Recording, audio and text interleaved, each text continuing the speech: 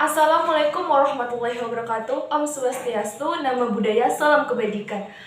Perkenalkan, nama saya Feby Audia dari kelas 2A dengan NIM 4012311019. Di sini saya akan memaparkan sedikit materi tentang indikator menjadi sebuah negara.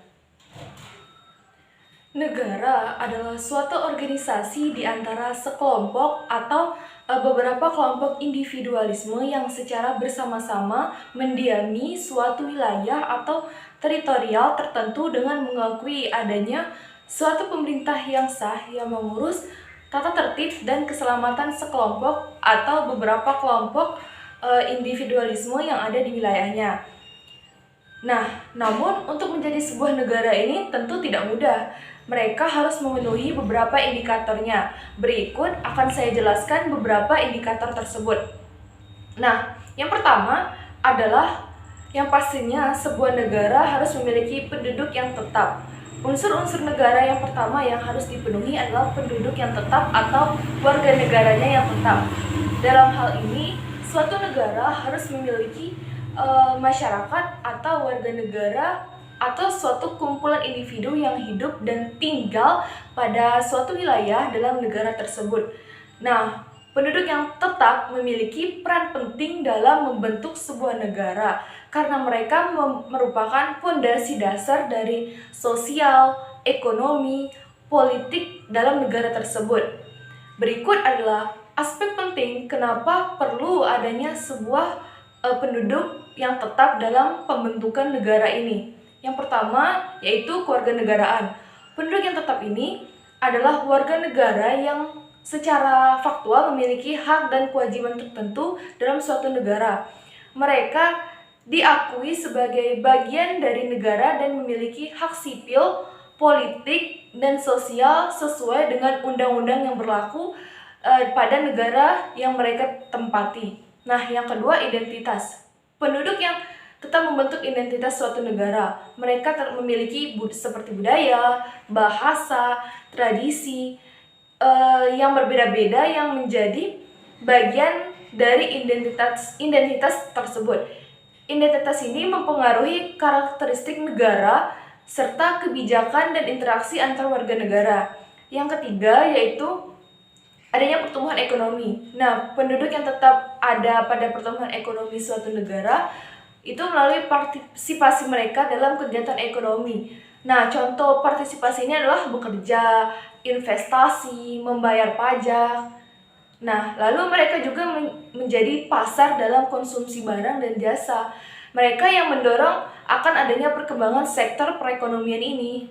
Nah, yang keempat yaitu keamanan dan pertahanan. Penduduk yang tetap memainkan peran penting dalam keamanan ini dan pertahanan suatu negara. Tanpa adanya penduduk, negara tidak akan bisa merekrut anggota militer atau penegak hukum yang melindungi kepentingan negara serta berpartisipasi dalam usaha-usaha untuk menjaga perdamaian serta kestabilan negara tersebut. Indikator yang kedua yaitu adanya wilayah yang pasti. Nah, setiap negara ini harus mempunyai wilayah yang pasti, yaitu suatu wilayah yang berfungsi sebagai tempat bermukim penduduknya. Suatu wilayah dapat dikatakan sebagai pasti atau tetap apabila wilayah tersebut sudah mempunyai kejelasan batas-batas wilayah yang dituangkan secara sah begitu, baik itu melalui undang-undang atau perjanjian-perjanjian. Nah, pengertian wilayah ini adalah suatu ruang yang meliputi wilayah daratan, wilayah laut, ataupun wilayah udara. Wilayah udara ini bisa mencakup angkasa, dan sedangkan wilayah darat ini bisa dan laut. Wilayah darat adalah wilayah yang telah dikukuhkan oleh batas-batas yang jelas menjadi wilayah negara. Nah, wilayah laut adalah wilayah perairan yang dekat dengan pantai. Negara menempati suatu teritorial dengan batas-batas tertentu yang dianggap sebagai esensi utama dalam suatu negara tersebut.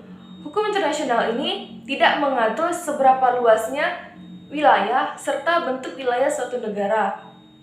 Namun, apakah memiliki wilayah darat, laut, atau udara? Nah, yang ketiga itu adalah pemerintahan yang berdaulat. Kedaulatan negara merupakan salah satu unsur sebuah negara. Kedaulatan ini yang paling penting karena dapat diartikan sebagai kekuasaan tertinggi dalam pemerintahan negara dan sebagainya.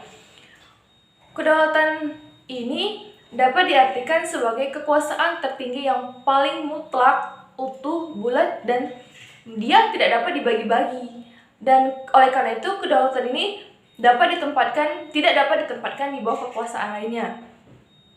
Lalu, hakikat dan fungsi kedaulatan dalam masyarakat internasional ini sangat penting peranannya. Kedaulatan negara tidak bersifat mutlak atau absolut, akan tetapi pada batas-batas tertentu, yaitu harus menghormati kedaulatan negara lain yang diatur dalam hukum internasional. Dalam konteks hukum internasional ini, negara yang berdaulat pada hakikatnya harus tunduk dan menghormati pada hukum internasional ini. Mereka harus menjalankan hukum internasional maupun kedaulatan dan integritas wilayah negara lainnya. Melalui kedaulatan negara, maka negara memperoleh hak, kekuasaan ataupun kewenangan untuk mengatur dirinya sendiri, baik bersifat internal maupun eksternal. Dengan demikian, dapat dikatakan bahwa kedaulatan negara itu, yurisdiksi sebuah negara itu dapat dikatakan negara jika berasal dari kedaulatan, di mana dengan hal ini kekuasaan dan kewenangan yang dimilikinya, negara dapat mencapai tujuan yang dicita-citakannya. Lalu yang keempat adalah kemampuan untuk mengadakan hubungan dengan negara lain. Nah, dalam indikator ini adalah negara sebagai subjek hukum internasional memiliki kemampuan untuk melakukan hubungan internasional dengan berbagai kehidupan masyarakat internasional, baik itu bilateral ataupun lainnya. Baik dengan sesama negara maupun subjek hukum internasional lainnya. Nah, kemampuan untuk mengadakan hubungan hukum internasional dengan negara lain ini tidak dapat kita amati secara langsung karena mereka ini bersifat subjektif dan situasional. Kemampuan untuk mengadakan hubungan internasional ini memerlukan suatu proses panjang melalui adanya pengakuan dari negara-negara lain terhadap keberadaan dari negara yang bersangkutan. Lalu, penduduk yang tetap tidak hanya memberikan identitas dan stabilitas sosial, tetapi juga berperan dalam pertumbuhan ekonomi, keamanan, pertahanan, partisipasi politik, dan pembangunan negara secara keseluruhan terhadap negara tersebut. Wilayah suatu negara yang ditetapkan dan diakui memberikan negara kedaulatan serta wewenang untuk mengatur bagaimana internalnya serta cara menjalankannya fungsi-fungsi pemerintahan yang ada dalam negara tersebut yang jelas serta terorganisir. Jadi, pemerintah yang berdaulat adalah aspek yang paling penting dalam pembentukan indikator sebuah negara.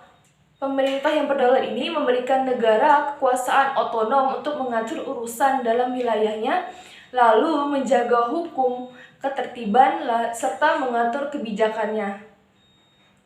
Baik, sekian pemaparan dari saya akhiri. Terima kasih. Audio Jungle.